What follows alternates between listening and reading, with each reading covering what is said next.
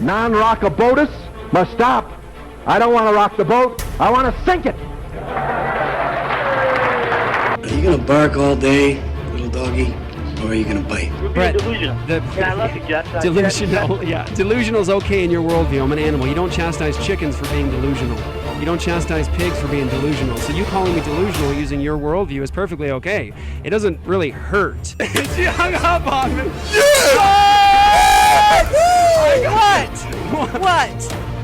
Desperate times call for faithful men and not for careful men. The careful men come later and write the biographies of the faithful men, lauding them for their courage. Go into all the world and make disciples. Not go into the world and make buddies. Not to make brosives. Right. Don't go into the world and make homies. Right. Disciples. I got a bit of a jiggle neck. That's a joke, Pastor. When we have the real message of truth, we cannot let somebody say they're speaking truth when they're not.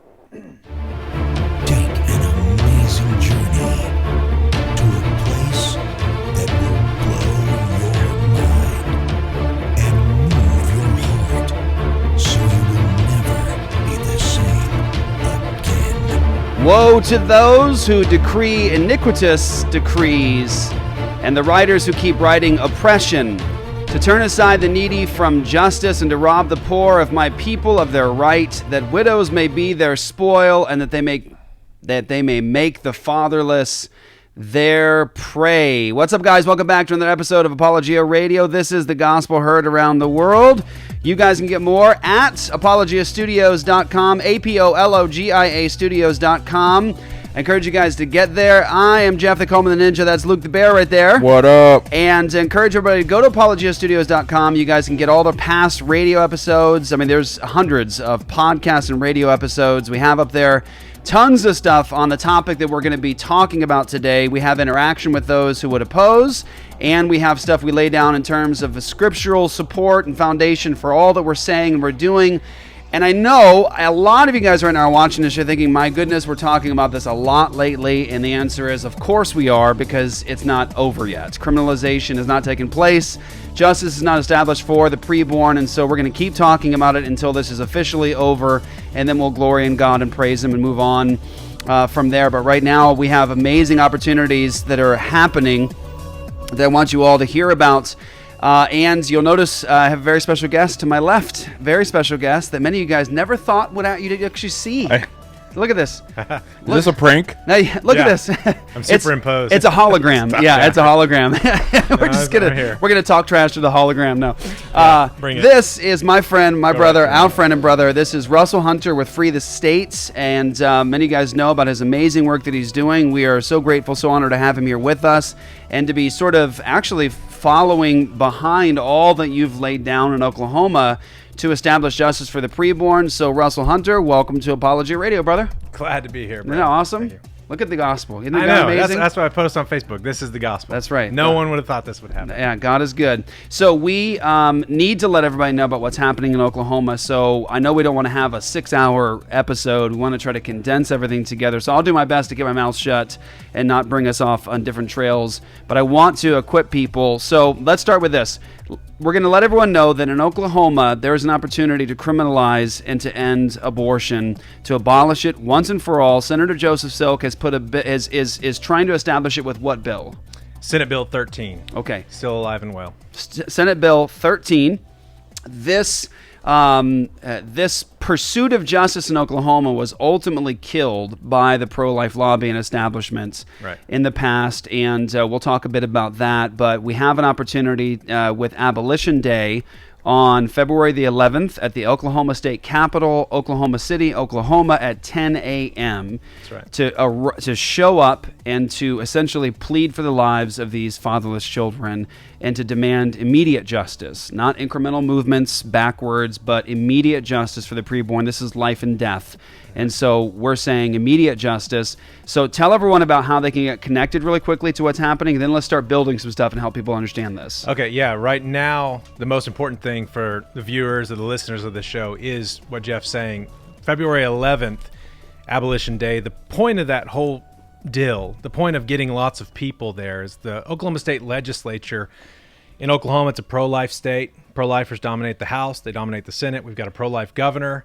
But year after year, they believe that if they put forward bills regulating abortion, that's enough. They're going to retain their offices. They're going to continue to get votes, contributions for being pro-life. And as Senator Silk has sort of embraced an abolitionist position and put forward Senate Bill 13, the Abolition of Abortion in Oklahoma Act, the rest of the legislature, men and women that I talk to, they're actually sort of kind of beginning to keep the pulse, or like test the pulse of the people in Oklahoma to know, are the people of Oklahoma wanting us to pass pro-life bills and they're going to continue to bring us roses every year and come to the pro-life marches, or are they going to sort of shift towards demanding that we establish justice for the preborn?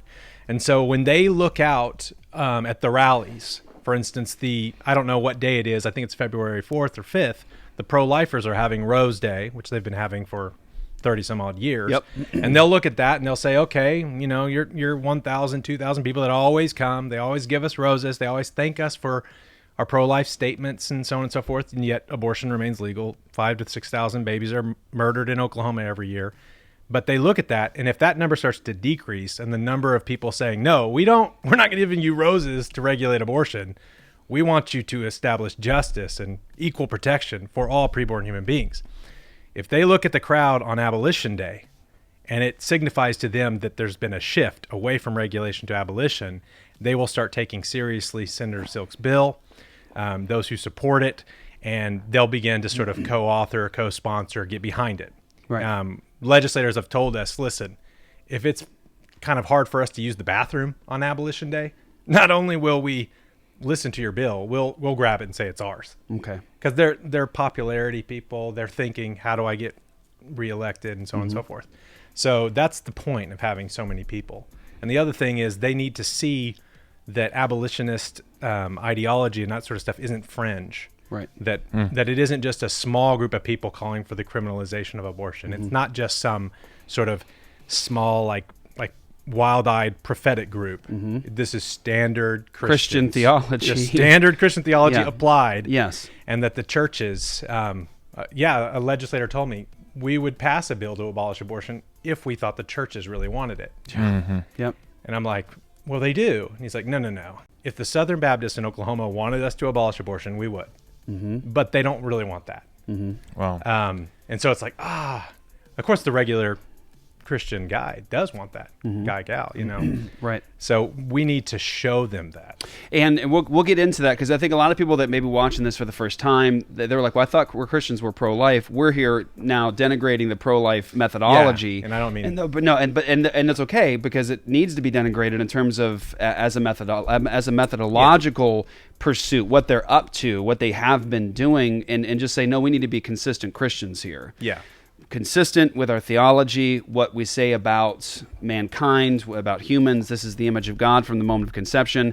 Taking the life of another human being in an unjustified manner is murder, according to God's law. Right. And interestingly, in the past history of the United States of America and elsewhere, everywhere Christians went, that's the view that we held to it. You can't murder your child. Yeah.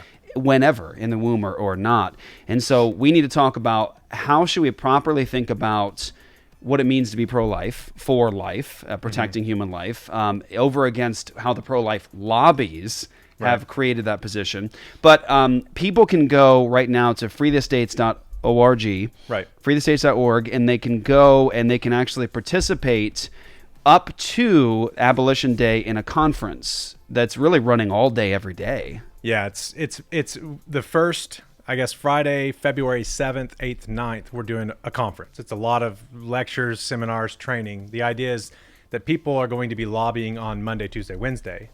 The 10th, 11th, 12th, they're going to be going to Abolition Day, talking to their legislators, going in and out of the offices of senators and that sort of thing. We want to train them up over the weekend. So we've got, Bradley Pierce talking about why criminalization, why challenge the central holding of Roe. Get people sort of equipped, get them the material, get them basically instructions. Here's where you go. Here's what you say. Here's your talking points. This is what the legislators are going to say. Here's how you respond. All that stuff, the first part of the Abolition Now conference. Then the second part, we're just going to basically get them to be the workforce, the lobbying force. So they'll go and they'll spend a lot of times, 8 hours at the Capitol talking to the legislators on both sides and the governor. And hopefully we'll train them up and then send them out. And a lot of people are pretty trained by now, but Yeah. for the newbies, it's going to be a great conference. So they can go and register at freethestates.org. Yeah, you can go to freethestates.org or .com. Go to the same place. Okay. But yeah, there's a registration there, and I think the Free the States org board would be like, don't say that. But if you look at it and you're like, oh, there's a fee, like, oh my gosh, I just want to serve. Just come anyway. You know, you don't have to register. We'll be putting the schedule up probably today, but we want people to get equipped and understand what they're doing. So come to this stuff and get trained, and then let us point you where to go. Okay. So officially, Abolition Day is February 11th, Yep. 10 a.m., State Capitol, and we are giving an invitation to Christians around the country Yeah. to fly out, to bus out, to Yeah, drive out, to ride your bicycle out or skateboard out. There's absolutely Rollerblade. no good reason. Yeah, if you want to rollerblade there, we'd be like, wow, rollerblades. But glad you're here. Yeah. So like everyone stop. We'll bring you on stage and be like, we got senators, we got Republicans, we got everybody. This guy's in rollerblades. He supports abolition. It's awesome. Yeah, everybody. Okay, so we need you to come. Russell's going to be there. Luke's going to be there. Pastor Zach's going to be there. I'm going to be there. Marcus is going to be there. Carmen is coming with us. So our team will be out there as well.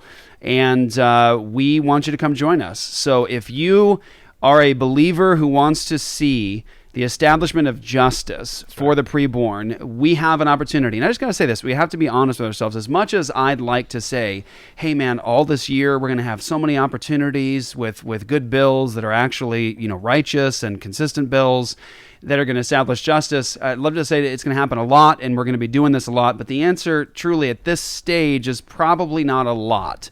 So limited opportunities in this year to actually have something that is consistent, that is meaningful, that can actually work and establish justice in the state of Oklahoma. So, I mean, here's what I'm offering. Come join us. If you're living in New York and you can get a plane ticket, come. Get a hotel, come hang out with us, get on your feet with us to speak prophetically to the legislators in Oklahoma and to the citizens of Oklahoma. If you're in California, get some friends and drive. If you're in Nevada, same thing. If you're in Arizona, do the same thing. Drive out to Oklahoma and meet us for Abolition Day, at least Abolition Day at 10 a.m., Oklahoma City Capitol Building, Oklahoma City, Oklahoma. We need you there. And Luke, we just posted Luke's kind of call to this last night. I'm going to post another one again today on a different platform.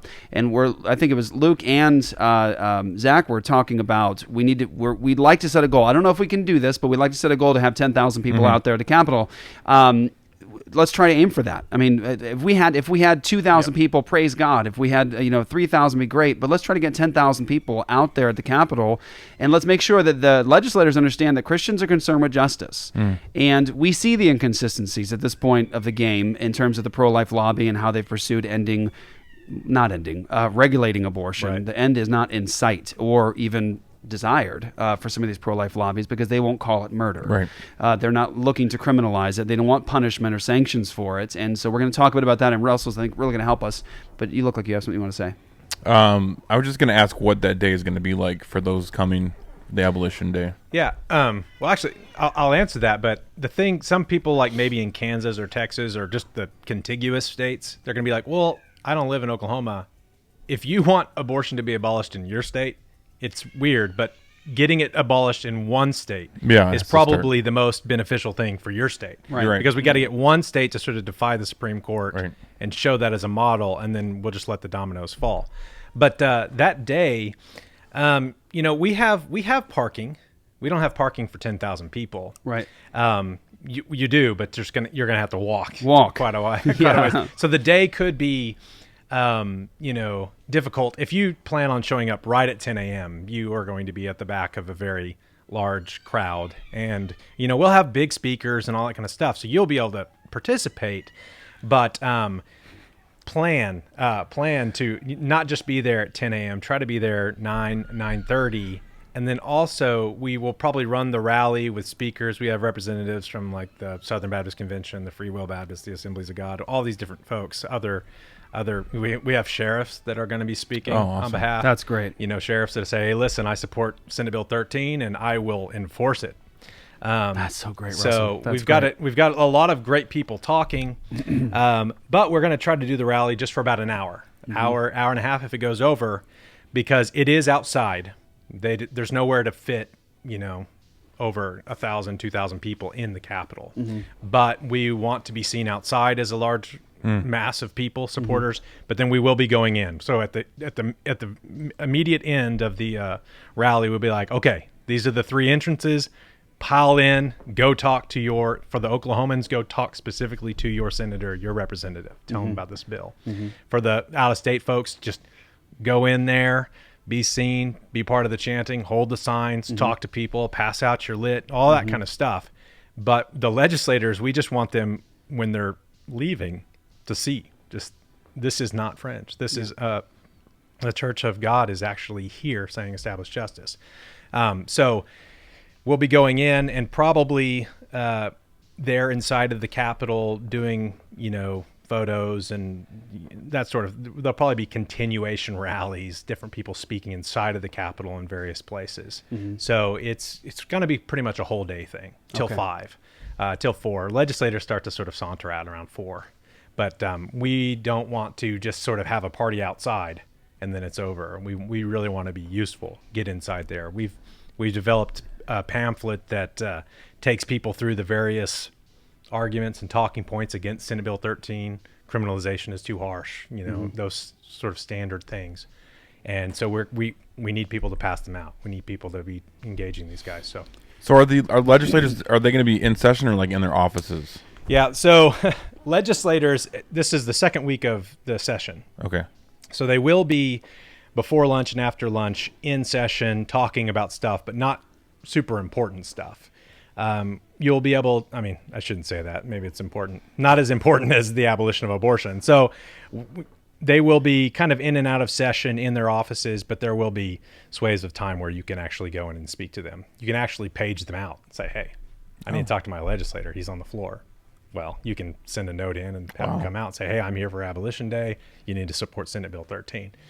Senate Bill 13. Keep that in your minds and on your hearts and on your lips, and make sure you tell everyone about it. And Senate Bill 13. If you guys are watching this right now on whatever platform, please, if you want to join with us in this movement, in this work, in this ministry, you need to share. Let everybody know. This is a grassroots movement kind of a thing from the beginning, and especially with the industries that we're up against. It takes us, the church, the people, actually spreading the word, getting the word out, and participating. So make sure you're sharing this to let people know, and then come join us. Come stand next to me. Come stand next to Russell. Come stand next to Luke. Come stand next to our pastors in Oklahoma as we pray for and we actually speak out for the establishment of justice in Oklahoma. And I think Russell's exactly right. If we want abolition to take place in our particular state, it's going to have to take place probably. There's going to have to be one brave state first that actually says us, and we defy the federal government. So that brings me to this, and this is education time. Russell, what do we need to educate people on? People are probably coming into this now, maybe new people to our channel. They're hearing this for the first time. And they're hearing us say things about the pro-life lobby not being consistent, not wanting to end abortion. And they might think that we sound pretty tinfoil hat or fringe ourselves and saying, well, no, that's not true. They're working to end abortion. And the answer is... No, they're not actually. And I mean, it sounds harsh. It sounds the truth. It sounds crazy. Yeah, somebody might be like, I've been pro-life all my life. What I mean by that is end abortion. And you're telling me now that the thing I've been like, if they listen to the opening, like, I've been giving roses to these guys every year. Like, you tell me I'm doing a bad thing. And I'm like, well, you kind of are. You're encouraging them to not abolish abortion, but to do other things.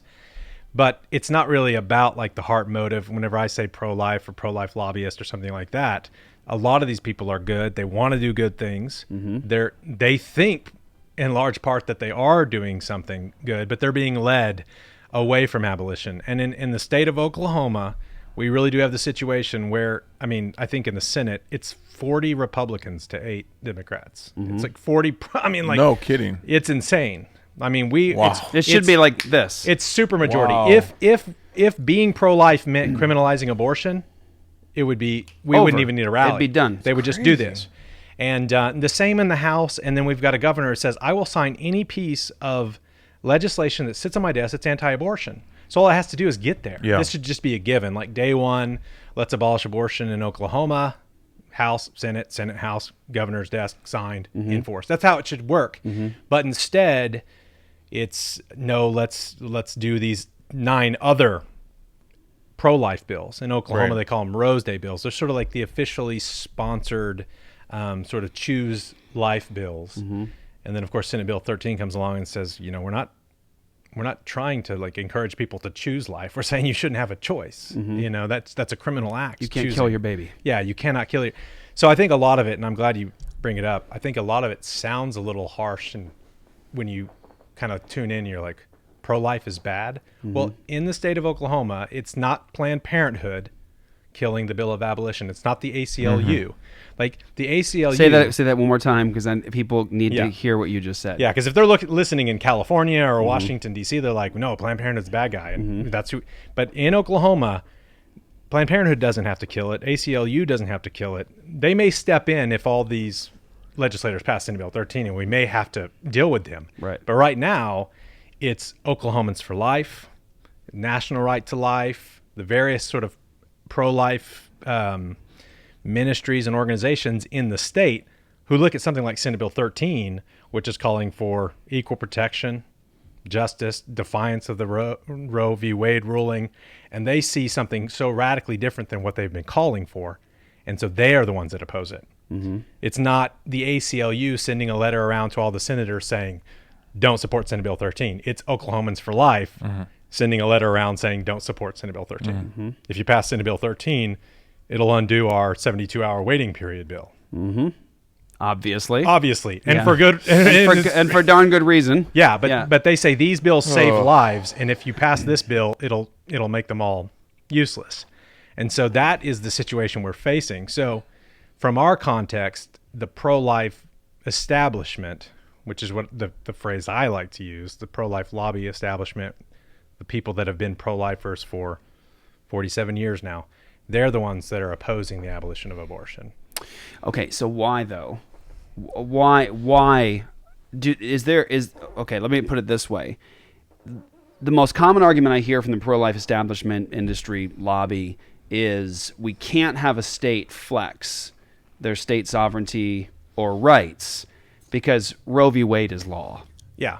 To quote, Abby Johnson, one of the most, well-known pro-life leaders, she literally says, I don't support this bill of abolition because it is unconstitutional. Right. They think that a state, flexing, like a state, asserting their state sovereignty to criminalize abortion within their borders is somehow unconstitutional. Right. Because, 9 unelected, appointed lawyers in Washington, D.C. said back in 1972 or 73 that a woman has this fundamental right to terminate a pregnancy and that somehow you can find it in the penumbras of the Constitution. So that was an unjust, unconstitutional Supreme Court opinion, and all the states just sort of follow it. And it's not law. It's not law. I mean, there are. So what happens is they pass that, they have that opinion ruling, and then in the states, the states that submit to the Supreme Court start adding an exemption to do an abortion into their murder code. Right. Like Arizona has the same problem. Yeah. That you have, right now in Arizona, it is illegal to kill your child via abortion. Right now. Right. Currently, that's the law. But underneath the law are the updates from the pro-life movement. Yeah. Yeah. As long as you jump through these pro-life hoops, you can kill your baby. Yeah. So, like, a lot of people think that Senate Bill 13 is this bad bill because it's a long bill, but it goes through and it has to repeal all of these pro-life regulations. Say we criminalized abortion and we removed the statute, sort of the exception, the allowance to murder a child through abortion that's in our murder code. We remove that. The abortionist says, listen, I've got like 27 laws here that say I can perform an abortion. I can perform an abortion if I'm, within such a proximity to a hospital, or I have visiting privileges, or if I use this kind of instrument and not this kind of instrument. What are you telling me I can't perform an abortion? I've got all these laws, and all those laws are passed by pro-lifers, celebrated, funded by people who thought they were doing good. Right. So we have to repeal them or supersede them. And it's like that in pretty much any state that has had a pro-life movement. We're being asked if the personhood movement is behind this bill. I can't speak to if that's a collective movement and whether they're behind the bill. It isn't a personhood bill. It may get a little, I don't know, nerdy to distinguish a personhood bill from an abolition bill. Yeah. Like an abolition bill explicitly criminalizes abortion as murder. So it actually states, Right. Life begins at conception. There are no exceptions for abortion, and we are going to criminalize the act of murdering another human being.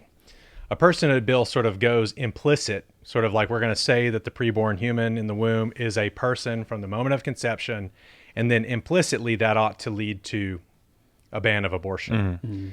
Now, I don't think the law works that way, and neither do people who write laws. Laws are supposed to prohibit acts. Yeah. And so I think a lot of personhood folks will love this bill, support this bill, and I certainly know a lot of people who are longtime advocates of personhood ideology. And what they would appreciate about it is life begins at conception. There's no exceptions for abortion. Abortion is being criminalized. It's doing it against the court, and that we're repealing these pro-life laws that allow it. The difference there is that a personhood bill is trying to sort of comply with the Supreme Court. The Supreme Court said if it can be shown that the baby in the womb is a person, then we have a problem. Right. An abolition bill styled more like, listen, you don't get to decide who is and is not a person, Supreme Court. Here in the state of Oklahoma, we're not going to allow mothers and fathers to choose whether their children live and die. Yeah.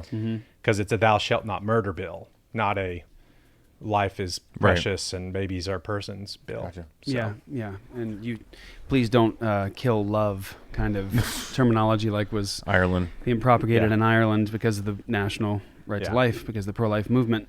Do you anticipate your buddy Tony Lounger being there? Yeah, he's totally going to be there. All right. I Jeff, mean, you can meet him face to face. Yeah. Face to face, hey. He's not going to be there for it. Although I do have a funny story about Tony Lounger. Okay, if we can do it. Yeah. So following Senate Bill 13 and all the support for it, the grassroots Republicans, like a lot of hardworking folks that just sort of go into all the little counties and precincts and stuff, they put forward an amendment to the party platform in Oklahoma. And they said, we want to amend the Republican Party platform to be very explicit. Abortion should be abolished as murder. And so they get that petition, they put it all around, and then they meet for the Republican Party platform writing committee to pass these resolutions. And the thing just passes, like, hugely popularly whenever all the just regular grassroots Republican folks are like, yeah, that's what we want to do. Let's abolish abortion, Well, of course, Tony Lounger is seriously opposed to this. Vice President of National Right to Life. Yeah, I assume your hearers know this, but yeah. Tony Lounger, kind of the main pro-life lobbyist in Oklahoma. He's sitting in the room, probably a part of the group that doesn't want this happening. Yeah. He's like, oh my gosh, it's shifting to abolition. Well, after they pass this, some guy, another older gentleman, stands up in the Republican convention room and just says he wants to make a motion to recognize Tony Lounger and all of his work that he's done over the years to make this resolution possible. And the whole room is like, they start clapping for him. Oh, no. Like thanking him, because they don't know. They're just good people. They're thinking pro-life means abolition. Get rid of it. And they think that that's what Tony's working, and this is like the fruition of his work. And poor Tony stands up and kind of, does the Oh no. like accepts the praise for this thing which he's opposing. Oh no. And so it's this awkward thing. And then Senator Silk told me that after, people are leaving and going home and stuff, Tony Lounger comes over and is like, yeah, we should probably talk. Oh no. That had to be so embarrassing. I know. And thankfully the abolitionists who are working this thing didn't stand up and be like, no. Yeah. Because it's so much They funnier. kept themselves But balanced. they just let him take the credit, which is kind of what we're going to have to. Wow. Amazing. And so people understand, there's some videos that might help you. So this is don't go there now, but just later on, go and check some videos out. Look up Tony Lounger, and I think if you do both Tony Lounger and Russell Hunter, or Tony Lounger and Rusty Thomas, you'll see some cell phone camera footage. Is that what it was? I think I'm literally holding like a mini GoPro. That might in be my it. hand. Yeah. But it's not great quality. You need to see it because when a bill was being put forward to criminalize abortion in Oklahoma, the person who was opposing it was the vice president of National Right to Life. So I'm going to let that hang for a second because it doesn't make any sense putting that together. National Right to Life, one of the largest pro-life organizations on the planet. It's working in other countries too, messing things up a lot, by the way. But he stops a bill to criminalize and end outright abortion in Oklahoma, the vice president of National Right to Life. So at the Capitol building that day, Russell was there, Rusty was there, a number of other people, and they got a chance to sort of engage with them. It'd be good for you if you're skeptical about what we're saying right now about the pro-life industry and their methodology. It would be good for you to actually hear it and see it yourself. So it's not you just taking our word for it. Go listen to it. Go examine it. And then we were aware that Russell was doing that. We're praying for them, watching Rusty, seeing that stuff come up. And so we said, let's try to get Tony Lowinger on the phone. Let's see if he'll talk to us. Yeah. But he didn't know who we were. And so he just heard there was an opportunity for an interview, and he was like, yeah, I'll do it. So he comes in, and it was within a couple of hours, I think, of even seeing. It was either right before or right after they started. It was it was all in that same moment. It was probably before we had even posted the video. I think that's I think that we had intercepted his letter, and we put it up on Facebook or that's something. What it was. That's what it was. Yeah. We saw the letter, and then kind of like, what the heck is this? We're going to call this guy. Yeah. And so you had him on that night. Yeah. And so what we said was, we're just going to let him talk. And we went into the discussion with him saying, let's do this in a way where we ask the questions and let him just sort of spill his position. So rather than getting into a war with Tony, we said, we want him to actually have on record, this is my position, this is what I believe. Hey, Tony, here's a rope. Yeah, so all we did was say, let's just ask the questions like a proper interview and journalist kind of thing. Like, you don't think abortion's murder, do you? And no, we're not working for that. And would you say the abortionist is guilty of murder? Nah, it's a fine line, but, no. But basically, he's like, no. So not the woman, not the abortionist, and then they're not working towards the end of abortion. He confesses to that. He says they can't essentially go against Roe.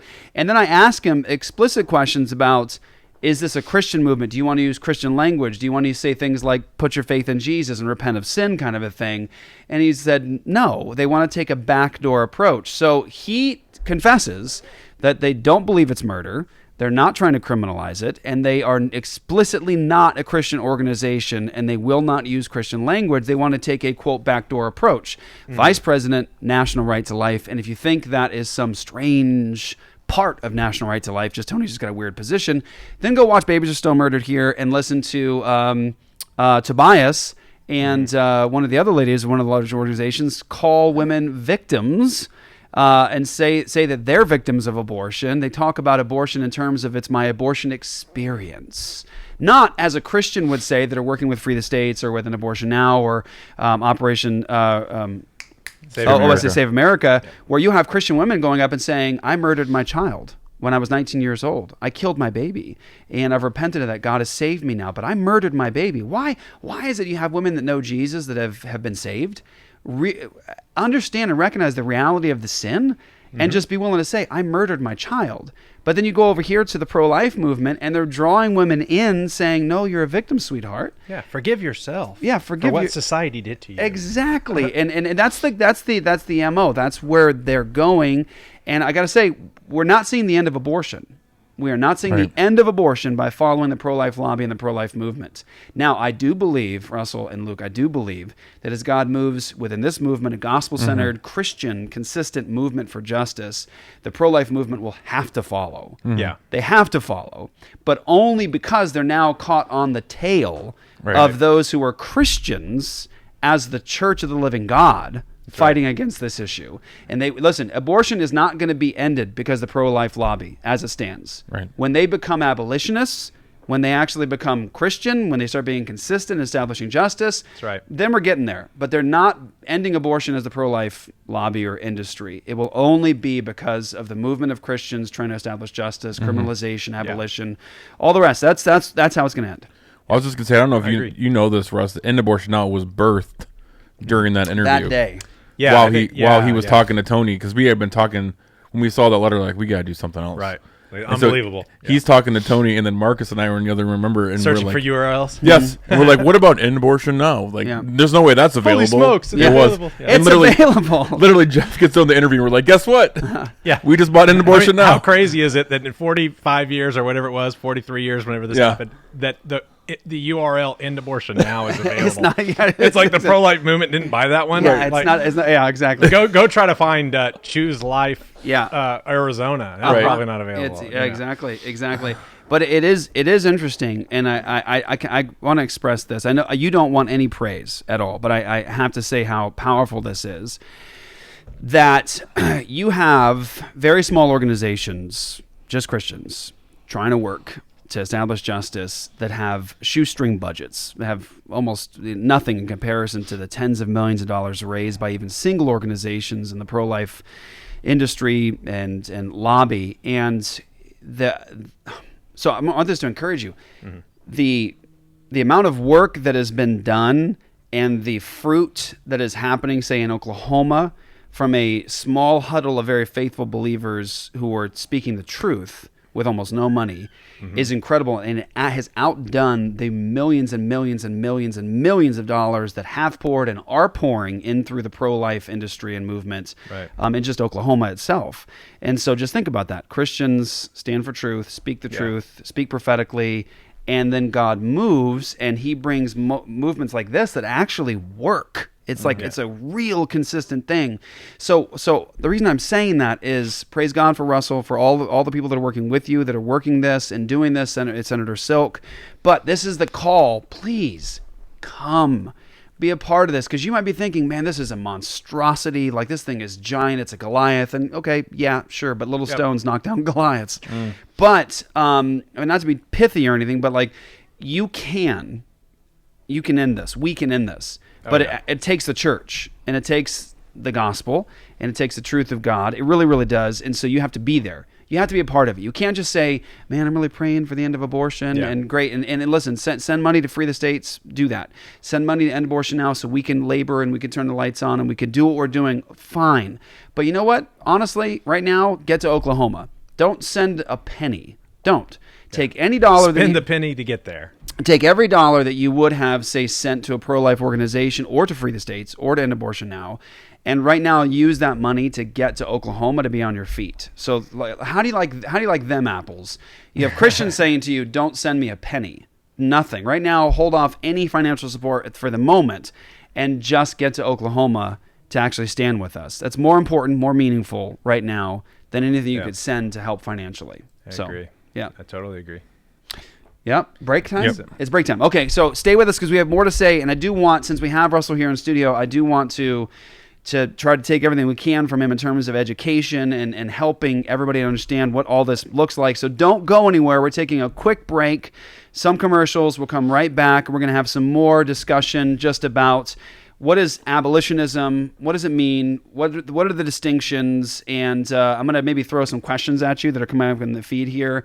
And stuff you've already engaged with before, like what about if the life of the mother is at risk? Those sorts of things, because those are going to come up, especially with a bill to criminalize. Right. Okay. So stay with us, guys. We'll be right back. We're going to talk more about the issue of abolition and the criminalization of abortion, establishing justice. We will be right back right here at Apologia Radio. ApologiaStudios.com is where you guys are going to go to get more. Make sure you guys stick around. Be right back. At the Runner Academy, we arm and train emerging leaders to live out their calling in a way that truly honors Christ as the Lord of all things, especially in areas like medicine, law, politics, education, the church, business, and the arts. The Runner Academy is hosted at the EICC Centre for Reformational Culture, an environment that provides a healthy balance of work and rest, and that stimulates creative discussion for engaging with and shaping culture to the glory of God. On this 24-acre farm and retreat centre, delegates can expect to find challenging teaching, but also fun and fellowship with like-minded Christians who are concerned to recover a vision of God's glory and who are committed to think through what it means to live the Christian life in all its fullness. Apply today and get equipped to face the critical issues of our time with a deep, rich, and joyful confidence in the Lordship of Jesus Christ, over all life and culture.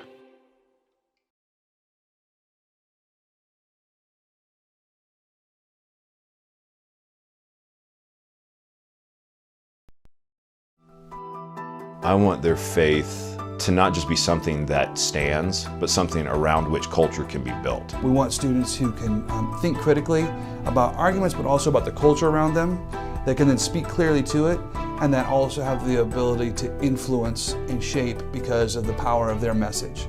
Because that's really what the gospel does. The gospel throws down all the arguments against it.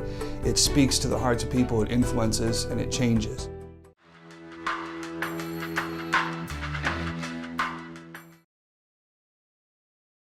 The goal for New St. Andrews College, as it trains its students, is not to make people who will be able to go out and just get jobs, people who will just be bricks in the wall of our society. The goal for New St. Andrews College is to make students into men and women who will really impact culture.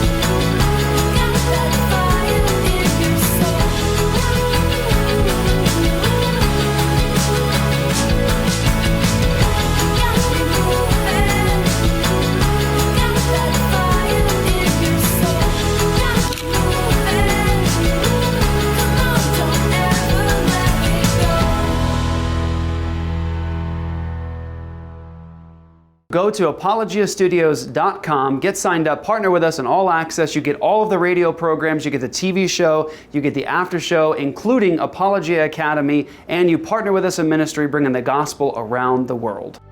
Welcome back, everybody, to Apologia Radio. Get more at apologiastudios.com, APOLOGIA studios.com. Go to endabortionnow.com to get your church signed up to join with other Christians, bringing the gospel to their abortion mills, of course, saving lives, preaching the gospel, but also bringing the gospel and the demand for justice to the legislature.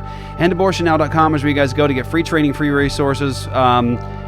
It's not going to cost you anything. We want nothing from you. Just sign up with your church. We'll get free training, free resources. We will give you everything you need and join together with you to participate in the cause of justice for the preborn.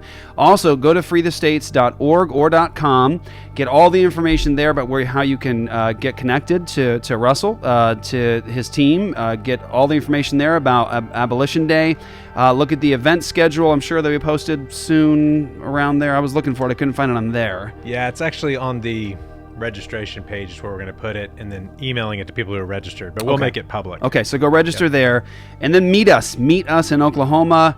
If you're not going to go to the full conference thing over the days leading up to the Abolition Day, come and meet us. Oklahoma City Capitol Building, Oklahoma City, Oklahoma. 10 a.m. is when all the things start. Russell's right. If it's very important for you guys, I would say actually I've been there.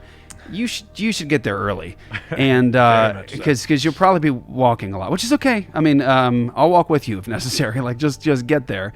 As we said before we went to commercial break, right now it's about you being there. So some of you guys are saying in comments like, "How can I support financially?" Those sorts of things. You know what? It'd be great if you could just take those finances and just be a part of what's happening in Oklahoma. Just stand there with us, or find somebody who can be there. Say someone like literally can't. They just can't get out of work. Yeah.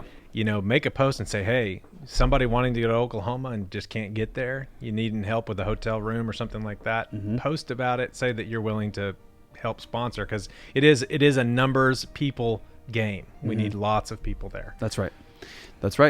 Anything you want to say? I was going to ask, are you anticipating a lot of pro-aborts there as well, kind of protesting, do you think? Or well, in 2019, we had 800 to 1,000 people there supporting the bill, and there were pro-aborts, but no one even remembers them. Okay. I mean, I'm sure they'll show up and they'll do their thing, but they'll just be so okay. But if you're into sort of evangelizing pro-aborts that show up with their signs and stuff like that, it's a great opportunity. It's a great opportunity. Fantastic. Okay, so people are going to ask these questions now. They'll say, okay, so this is a bill to criminalize, to abolish abortion, proper definitions, and then even we're talking about sanctions, like, you're talking about penalties for the issue of abortion. So people will ask the common questions. These are like the low-level things, but they will come automatically. They'll say, what about the instances of rape or incest or life of the mother? So we're saying criminalize even for that? Yeah, I mean, I think the heart of this bill, and really any abolition bill, one of the things about freethestates.org, there's a document on that. It's a web page on there where it's like, these are the 5 things that we, as a legislative lobbying organization, these are the 5 components that we look for before we endorse a bill. And one of those is sort of establishing equal justice and protection. So whatever the laws are in a state against murdering people, they need to be applied equally to murdering born and unborn people. And so the bill doesn't have to go into sort of, this is what the punishment will be, or this is that, because that's all already written in a state. There's already in the, yes. Yeah. So like some states have death penalties and some don't, and so that could be an issue. But for instance, in Oklahoma, it's just saying, listen, in our murder code, there's a statute that says that you can murder a child through a legal abortion. Well, let's remove that. And so when you remove that and you say, no, you cannot murder a child through a legal abortion, that is murder. And you properly define abortion as, ending the life of a human being at any stage of development from the moment there's a human being. So we're talking from the moment of conception, fertilization, doesn't matter pre-implantation, doesn't matter if you're in the womb or if you're in a petri dish. It's just like, you cannot, if there's a human there, you cannot intentionally destroy them. Say that's a human being, they'll fall under the same protections as the laws against murder for all other people. And so a lot of the questions that are like, well, what about this case, that case, this situation? The law is already there for that. Like there's already a law. Like, I mean, a pregnant mother is in a car crash and then she's rushed to the hospital, and the doctor's sitting there and he's like, he's got to operate on a pregnant. Well, it's a terrible, awful situation. This isn't a woman who's decided to murder her child. Right. Yes. In the process of this, if the baby dies, there would probably be some kind of looking into it. Was there negligence? Did the doctor do, just like they do in any kind of medical triage situation? But they're not going to be like, oh, that doctor, he's a murderer. Right. It is written. There are concessions like that are already within the law. So you don't have to sort of put in an abolition bill, this. So you rightly define abortion as the intentional destruction of a preborn human being. Then someone says, what about miscarriage? Well, miscarriage is an unfortunate situation that follows from the fall of man. That's not the intentional destruction. That's a grieving, so I've got 2 children we've lost from miscarriage. I'm not supporting a bill to punish us for that. Right. We didn't want those children to die. That was a painful thing.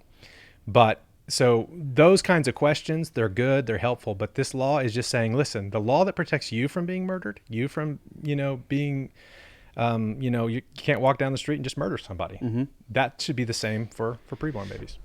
All of this seems like it should be so patently obvious, right? Yeah. Right? Protect human life consistently. So okay, so help people with this. What are the similarities or parallels between the situation we're facing now with preborn children in the womb and what we were facing in the 19th century with blacks in the slave trade? What are we seeing as similar, maybe argumentation? People are saying things like you can't go against the order of a court, those sorts of things. Yeah. What are we seeing? Well, we would be doing a 6-hour program if we were going into the detail, historical yeah. analogies and similarities. But I mean, the big ones, of course, you have your standard "my body, my choice." Mm-hmm. If you don't want to have an abortion, don't get one. That sort of stuff that the pro-abortion folks use today, of course they used that back then. This is my plantation. This is my prerogative. Exactly. Like, you don't have to own slaves. You don't like slavery. You don't have to own slaves. So you have a lot of that from just the people who are pro-slavery against the people who are anti-slavery. But in the 19th century, by and large, people in the North that were anti-slavery, they looked at slavery and they said, we have to get rid of this, but they preferred to do it gradually. They didn't want to do it overnight, because if we abolish slavery overnight, what are we going to do with all these black people? I mean, they were racist. Like, they're going to be marrying our daughters, so we got to do it gradually. And we need to do it as we deport them, send them back to Africa, send them to Liberia. So you had this sort of like focus on gradualism, focus on colonization, which is sort of like, making sure that people choose whatever. And then instead of like what the abolitionists wanted, to criminalize slavery and make it, no, you don't have the right to own people. The gradual anti-slavery people said, listen, we need to encourage slave owners to voluntarily voluntarily free their slaves, and then the government should sort of compensate them. So you say, well, is that analogous to today? Yes, it is. You look at the pro-life movement; they actually encourage people to choose life, to choose to put their children up for adoption, choose voluntarily, all this kind of stuff. And then pro-life organizations like "And Then There Were None," where it's like they're trying to get abortionists new jobs. So it's all voluntary and all this sort of thing, because the main thing that's difference between like an abolitionist and a non-abolitionist is this: abortion is sin. It should be abolished. It's a crime. It's a capital crime according to the law of God. Right. Slavery is sin. It's a crime. It's a capital crime according to the law of God. Man stealing is a capital crime. And so you have the majority doesn't want to criminalize an evil act, and the sort of minority, I say the minority biblical worldview type folks say criminalization. And someone says, well, that's so harsh. Well, we are preaching the gospel at the same time. Right. It's like we're telling them both sides. Yeah, there is forgiveness for the sin of abortion, but that doesn't mean it ought to be illegal. There's forgiveness for the sin of human slavery, but that doesn't mean it should be legal. There's forgiveness for rape. There really is. I mean, there's forgiveness for murdering born people, but that doesn't mean it ought to be legal. Right. Because the law is to be a tutor that establishes justice and equal protection. We were just talking about that a couple weeks ago, just the difference between sin and crime, and how Christians tend to conflate the two. Right. There are things in Scripture that are sins but not crimes, and there are things in Scripture that are sins and crimes, and God speaks to those issues in His law as to what you're to do when something is a sin and a crime. And so we have had that discussion about Christians being inconsistent. All of us at some point are inconsistent somewhere in our theology, but this is a really bad area to be inconsistent, and we're not consistent in this area because Christians will recognize that the child molester that just repented of his sin and turned to Christ and was saved still will have to face the police officers chasing him through the back door. Like, they're going to cuff him, and nobody smacks the hand of the officer and says, you ought to not do that. He's a believer now. He's saved in Jesus. Everybody goes, yeah, he's saved, but he's going to pay for it. He's going to face justice. So in the issue of abortion, we're saying it's not just a sin, it's a crime. It's a sin and a crime. And that's the way that it would be defined according to Scripture. That's the way it should be defined by the code of law in every state. And so I love what Russell just explained there, that the issues related to what should the punishment be are really something that's down the road, and that's for the state. I have my own particular view in terms of what's right and what's just, but what this does is establishes consistent standards and said, human being, you can't take the life of a human being in an unjustified manner, period, wherever it's at, in the womb, out of the womb, and that's law. So it's a criminal act, and then the states can decide after that, Do we need reform in the areas of penalty for murder? Okay, all that stuff will come down the road. Right now we're saying it's a murderous act. Stop it immediately. And I think that a lot of us, I know this might seem pithy to some people, or maybe even cavalier. I hope not. But if we had legislation building against, say, sex trafficking, like why? How come nobody would want to take an incremental approach to sex trafficking? Yeah. You know what I'm saying? Like what if you had a legislator coming up and saying, we're going to ban all sex trafficking for children, 13 and under. Everyone would go,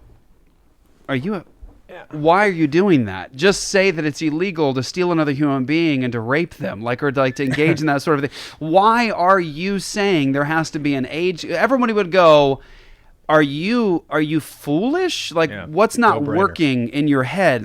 This is a sinful criminal thing. Stop it and don't allow it and punish these guys severely. But then all of a sudden we see the change of our heart and our minds and our culture, even Christians, even pro-life Christians, that we go, well, yeah, I think it's killing a human being, and I think it's murder deep down, but we could work our way. If we could just work our way. Whereas I think the consistent Christian position that glorifies God, read Isaiah chapter 1, 2, 10, all through the scriptures. The Bible. Just say, God demands pure worship and rejects worship where we are turning a blind eye to the injustices around us, and he particularly names the fatherless, right? And not caring for those who can't protect themselves. And actually, if you read Isaiah 1 and 2, I hope it cuts you deep. This is where God's essentially saying to his people, don't even bring it. I don't want it. I don't want to hear it. Stop it. Stop all this vain stuff. Why? Because look at what you're doing. You won't establish justice. So he says to his people, turn from evils. He says, seek to do good, seek justice, establish justice, all this fatherless children, widows. That's all in the context of forgiveness and worship. But what does he say? He says, you turn, so turn from this and start doing this. And so I just don't think that we have come to grips with what many Christians throughout the ages have come to grips with, and that's that God does care about what happens in this world and justice in this life. So, yeah, and I think that you have it might hurt some people's feelings or whatever to hear this, but if you want to say, well, why is it that we think rightly about sex trafficking and we would never do incrementalism for this or that or whatever? Well, it's because there's been decades of misinformation that's been taught, oftentimes preached from pulpits, and it's declared from the March for Life podiums, this misinformation and these ideas that I think Christians have just been sort of unthinkingly adopting. And so now we find ourselves so far away from what God would have us do. And you're saying, why did this person think, why does someone think it's good to protect a baby only after they feel pain? Where did they get that idea? People are made in the image of God. Why is it that we say things like abortion is wrong because it stops a beating heart? Where do we get that idea? It's not Genesis 9:6 is prohibiting the murdering of beating heart possessors. Yeah, it's image of God possessors. And so and it's where did they get these unbiblical ideas? They've been taught to march to them. They've been sold shirts that have those things on them. And so it's just this cultural education of all this unbiblical, trash. I mean, it's just unbiblical stuff. And the reason I want to call it what it is and say that it's evil is because it does, whenever that replaces a biblical worldview, people die. Yeah. The fatherless children become prey whenever we pass laws that don't protect them.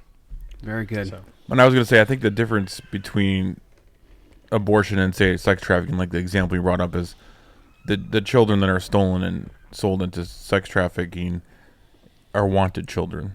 The same goes if it's a child molester. That was a wanted child. Oh, yeah. Right. And so when it's abortion, they don't want these kids, and they don't have to face these kids. They don't have to see them. They can get rid of them before ever having to even look at them. And that's the difference, really, when it comes to, you brought up that question, why do we want to criminalize one immediately and one not the other? Yeah. I mean, at the heart of it's our culture's view of children. Exactly.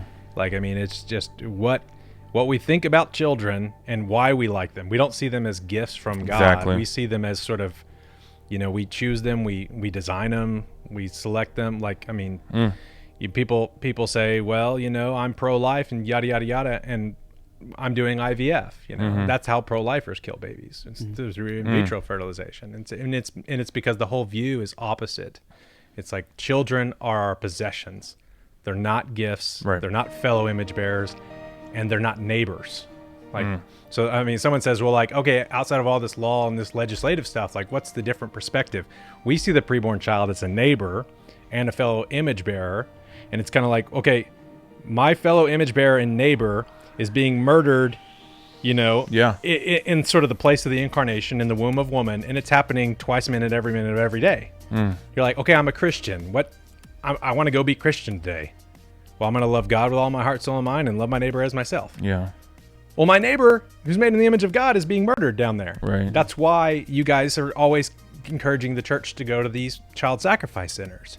So it's thinking about the child as a neighbor, and then thinking kind of golden rule-esque, like, what would I want done for me if I were in the womb appointed for death?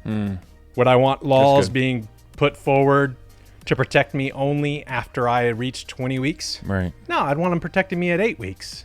So it's a golden rule sort of version of protecting children versus the world's.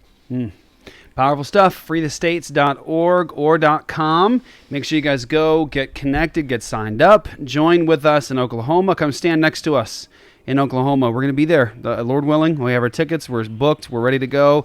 We're going to be there trying to give as much support to Russell and his team as possible and to get the word out. And so what you can do right now, first thing you do is click a button, like, share, all that stuff. That's how this stuff gets spread. The platforms see that activity and they start recommending, sharing, those sorts of things. So that's what you can do right now. Get the word about what's happening in Oklahoma, and then come join us. February 11th. 10 a.m. is the you must be there for this. But be there before that. Again, freethestates.com.org. Go there, check out how you can get registered, and sort of the schedule will be up soon where you'll know like what's happening each day. We're going to be there. Come hang with us. Come talk with us. Come pray with us. But most importantly, bring your feet and your hands, your heart and the gospel with you to Oklahoma, 10 a.m., Oklahoma City Capitol Building, Oklahoma City, Oklahoma. That's a lot of Oklahomas. And be there. It's the center of the world. That's right. That's right. One of the most important things that can kick the year off, happening right now at the beginning of the year, February. This can create, I believe, a shockwave of biblical proportions, gospel proportions across the country. That's where right. You have people finally stand up and say, no, I'm not going to listen to that iniquitous decree. I'm not going to believe that, buy that, uphold that.